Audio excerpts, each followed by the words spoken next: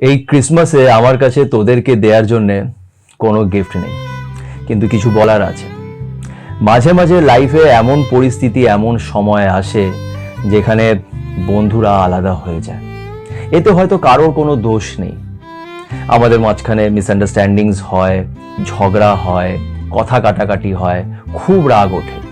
কিন্তু যতই রাগ উঠুক না কেন, যেই ভালো সময়টা আমরা সাথে কাটিয়েছি সেটা আমরা কখনোই ভুলতে পারবো না। আমি আজও মিস করি, আর শেষমেশ এই ভালো সময়টাই মনের ভিতরে থেকে যাবে।